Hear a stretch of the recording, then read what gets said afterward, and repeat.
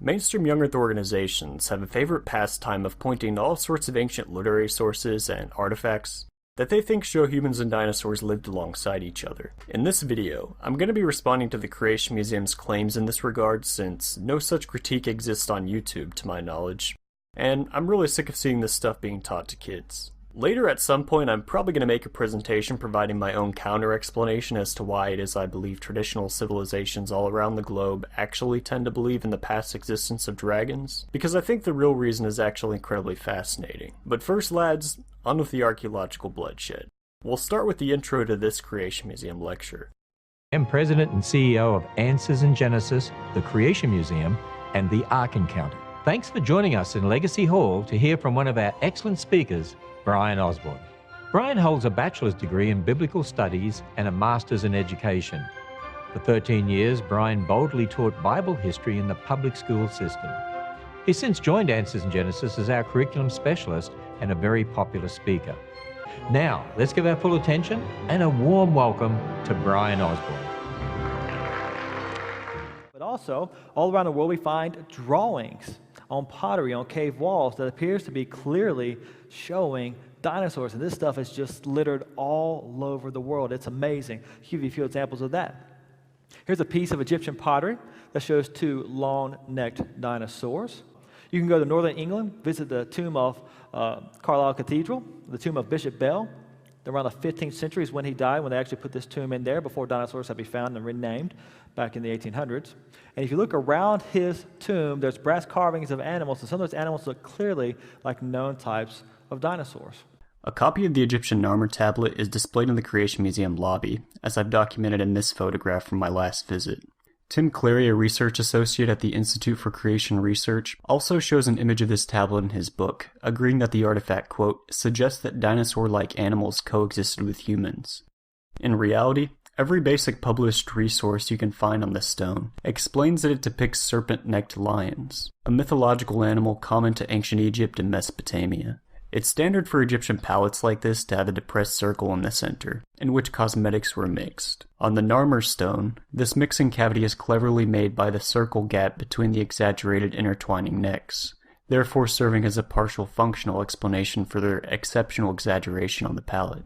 It turns out these mythical creatures are quite typical on other Egyptian palettes and apotropaic wands carved from hippopotamus ivory, especially during the Middle Kingdom.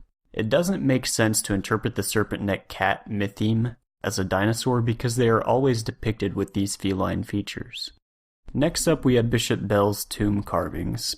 Derek Isaacs, the creator of the famed Dinosaurs or Dragons documentary, rather flamboyantly makes this claim in his own Toxin book.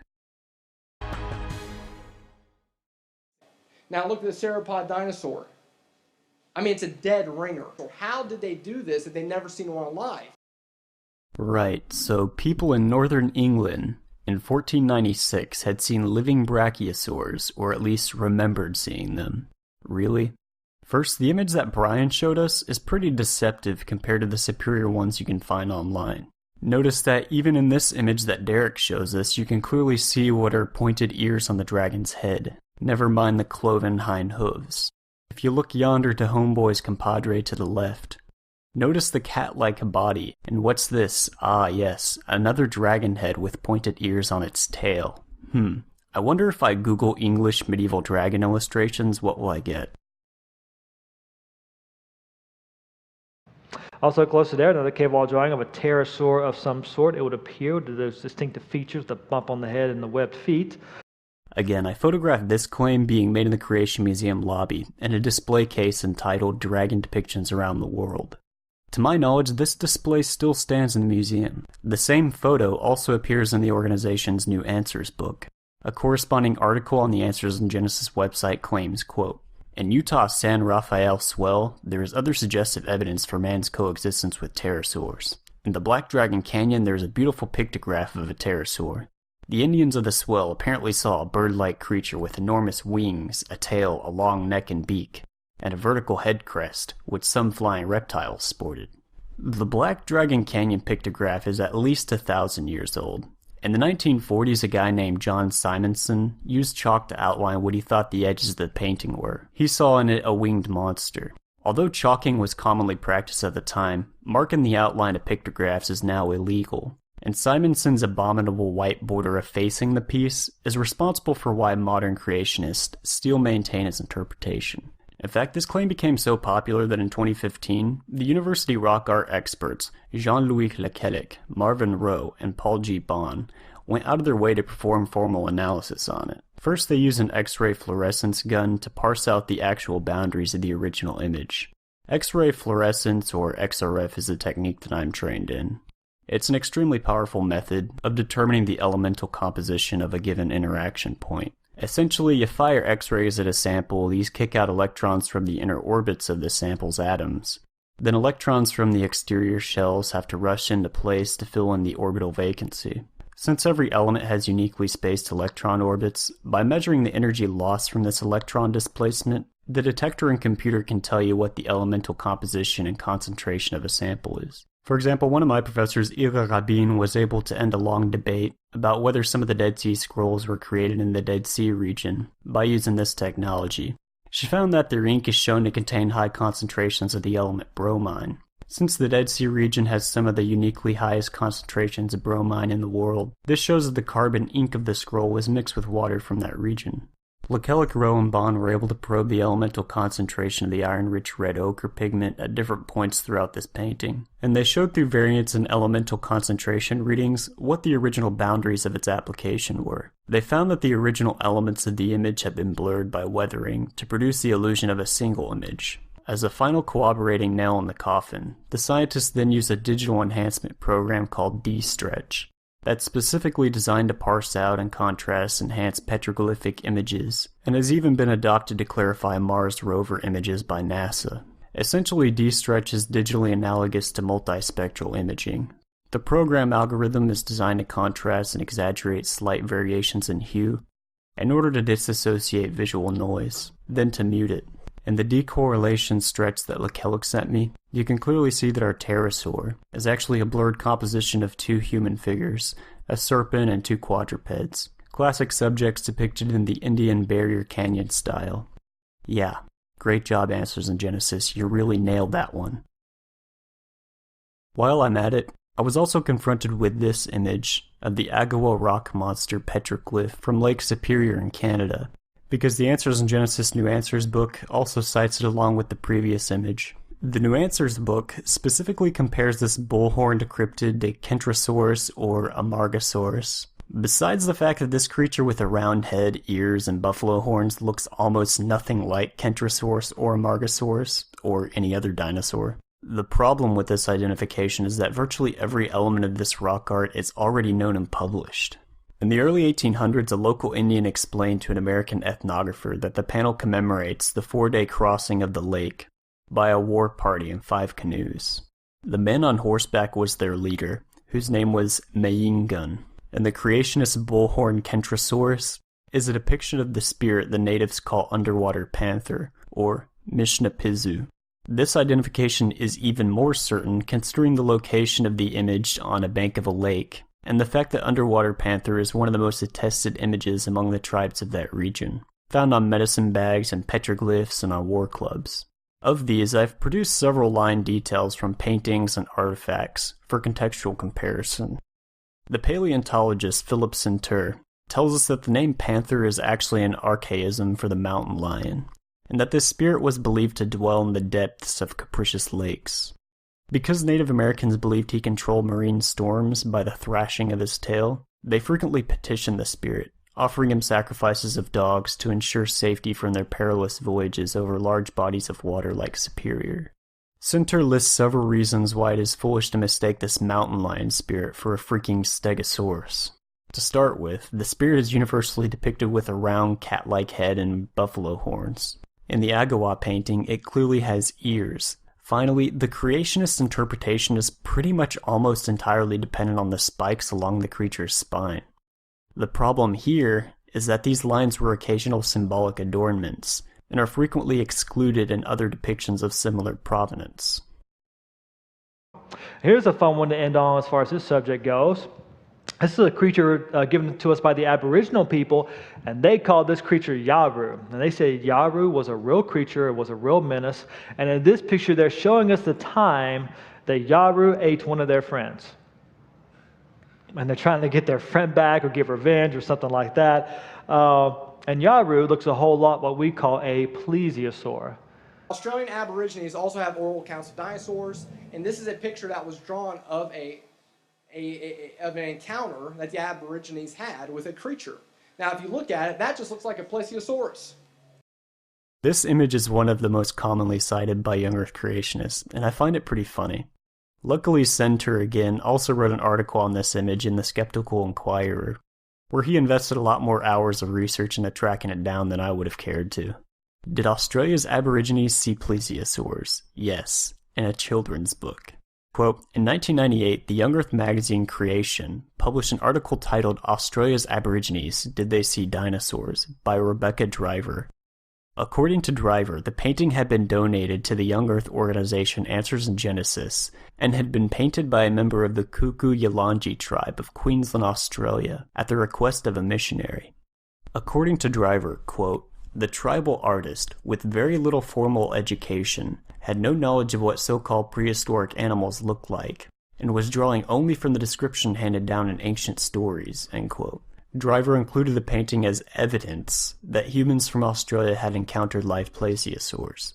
The painting generated much interest in young Earth circles. Several young Earth authors subsequently cited it as evidence of human plesiosaur coexistence. One author even asserted that the digestive tract in the painting indicated that, quote, these animals had been hunted and butchered, an assertion that others then repeated. So how could a Kuku-Yalanji artist depict a plesiosaur so well without his ancestors having coexisted with them, with a little help from a children's book? The Kuku-Yalanji painting is a copy of Rudolf Zallinger's painting of the plesiosaur Elasmosaurus, from page 47 of Jane Watson's The Giant Golden Book of Dinosaurs.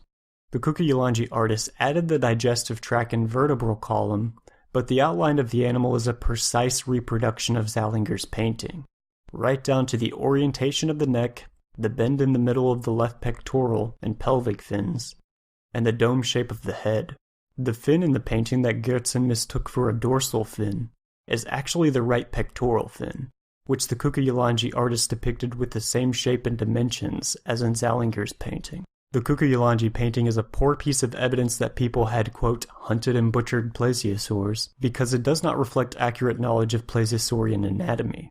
In the Kuku-Yalanji painting, the plesiosaur's head has a dome shape, which is absent in real plesiosaur skulls, but is present in Zallinger's painting. In the Kuku-Yalanji painting, each of the vertebrae of the torso bears a prominent downward pointing spike, a feature absent in actual plesiosaur trunk vertebrae. Likewise, the intestine in the painting is short, broad, and straight. This is unlike the long, narrow, coiled intestines of reptiles. We also have this series of displays in the Creation Museum that imply that the monsters in Beowulf, like the main villain Grendel and his mother, might have been dinosaurs. The claim that Beowulf fought a pterosaur is ridiculous enough considering the story is about how the dragon destroys villages with its fire breath, and Beowulf has to fashion an iron shield to withstand its flames. But when it comes to Grendel and his mother in particular, these claims are especially egregious. On page 33 of the New Answers book, volume 4, Bodie Hodge states, quote, interestingly, in the Beowulf account, the dragon called Grendel was known to have a heavy claw on its finger, yet a fairly small arm. Beowulf was famous for ripping the arm off this dragon. The common descriptions of Grendel and baryonyx are striking. So what's the problem with this? Well, the anthropologist Jason Colavito points out that Grendel and his mother are never depicted as reptilian in any way. They aren't actually dragons. They're described as northern giants in the line of Cain, with humanoid features, and Grendel's mother is explicitly distinguished from a dragon in the text. An article by Eve Siebert, a PhD with training in Old English and Norse literature, documents how this claim that Grendel is a dragon and thus a dinosaur primarily originates from a book entitled After the Flood by Bill Cooper, vice president of the England Creation Science Movement, where he based the theory on a series of patent mistranslations and misrepresentations of the Old English. Creationists have such a widespread, uncritical tradition of circulating the claim that Grendel was something like a T-Rex in their literature, most obnoxiously in homeschooling literature, that most of them simply haven't ever bothered to read the story to realize that the claim is wrong. This brings me to another display that I photographed in the museum, Cowboys and Dragons. This display cites a newspaper article from the late 1800s, which contains a story of how several ranchers on horseback outside of Tombstone, Arizona, between the Whetstone and Hookachua Mountains, shot and killed a giant flying reptile with membranous wings using Winchester rifles. The story is quite popular in young Earth creationist publications. In the New Answers book, Bodie Hodge continues, quote, "It was not until the 20th century that dragons were seen as myths. In 1890, a large flying dragon was killed in Arizona in the United States, and samples were sent to universities back east. This was recorded in a newspaper under "A Strange Winged Monster Discovered and Killed on the Hookachua Desert." The Tombstone Epitaph, April 26, 1890. No one seemed to entertain the idea that they were myths then. The problem here is that the important details of this account are usually ignored. Thanks to the internet, anyone with a laptop can go read the digital photograph of the scanned newspaper in full. The digitized papers are actually pretty cool to play with online. We learned that two unnamed men who were traveling home on horseback in the Hookachua Desert when they saw a giant reptile in the sky that was apparently physically exhausted in its pattern of flight. They pursued, then, quote, "after an exciting chase of several miles, succeeded in getting near enough to open fire with their rifles and wounding it," end quote. The creature turned and went on the attack, but the two cowboys claimed that they evaded and landed several critical shots. The beast rolled over and died. The newspaper then continues. They then proceeded to make an examination and found that it measured about 92 feet in length, and the greatest diameter was about 50 inches. The head, as near as they could judge, was about 8 feet long. Its eyes were as large as a dinner plate, and protruded about halfway from the head. They had some difficulty in measuring the wings, as they were partly folded under the body, but finally got one straightened out sufficiently enough to get a measurement of 78 feet, making the total length from tip to tip about 160 feet. The wings were composed of a thick and nearly transparent membrane, and were devoid of feathers or hair, as was the entire body. The men cut off a small portion of the tip of one wing and took it home with them. Late last night, one of them arrived in this city for supplies, and to make the necessary preparations to skin the creature, when the hide will be sent east for examination by the eminent scientists of the day. The finder returned early this morning accompanied by several prominent men, who will endeavor to bring the strange creature to this city before it is mutilated. So these absurd measurements are what published young Earth retellings of this account often obscure or at least just simply don't acknowledge the significance of. 92 feet from head to tail, that's 28 meters for all you metric lads. Eyes as big as dinner plates, and the 160-foot wingspan. 160 feet is 80% of the size of the wingspan of a Boeing 747. Dwayne Gish said that this thing sounds like Quetzalcoatlus, the largest flying reptile ever discovered. But Quetzalcoatlus had a wingspan roughly comparable to a fighter jet. The wingspan of the Tombstone monster was claimed to be 3 or 4 times larger. So what became of the remains of this creature? Were photographs ever taken? What about the several prominent men who went to haul it back to Tombstone for display? The facts are these. This story was tucked away on page 3 of a 4-page newspaper. No photograph was ever printed of the creature, and the reporter never actually said that he saw it. Its remains were never brought to this town or to any other, and the competing Tombstone newspaper, The Nugget, never even mentioned the story. And, despite Bodie's ridiculous claim in the Answers book, samples of it were never sent to Eastern universities. In fact, the epitaph never said anything else ever again about this 92-foot flying Godzilla in the desert, with wingspan specs comparable to an international cargo jet. Jana Bommersback's excellent investigation into the Tombstone Dragon concludes, quote, "So maybe there really was a giant bird in Arizona territory at the end of the 19th century, and maybe 2 ranchers really did track it down and shoot it, and maybe they did come into town and get some prominent men to go help them bring it back. But whatever happened next was so unspectacular, so uninteresting, and so unremarkable that nobody ever spoke of it again. Would that have been the response if there had really been a dead dinosaur-like bird outside of town? Hardly." Now there's a lot more to gripe about in this museum besides the mundane scientific critiques that we're used to hearing. Namely, it's been a major theme of this channel to point out that most creationist organizations are seriously incompetent at academic biblical study. For example, I can't help but recall my first visit to the museum in college, when I was particularly astonished by displays like this. So here we have Moses with the 10 Commandments, and it's a total mess. The words are misplaced, they're misspelled, letters are confused for each other. The script is wildly anachronistic since it's Aramaic block script dating to after the exile instead of Paleo-Hebrew. Then of course they have vowel points in the script that weren't even invented until the Masoretes in the Middle Ages. After I informed the museum of the problems in this display, they did quietly end up switching out the tablets for blank ones. But I just want to point out here that this isn't an isolated instance. When you look at the organization's online videos, for example, you can bet your money that almost any time they show a Torah scroll, they tend to show the text upside down. And God's talking to Job about a specific animal, and he goes into a great amount of detail to describe this animal. In fact, it's one of the most detailed descriptions of an animal in the entire Bible. I learned that the Bible presented a very different history.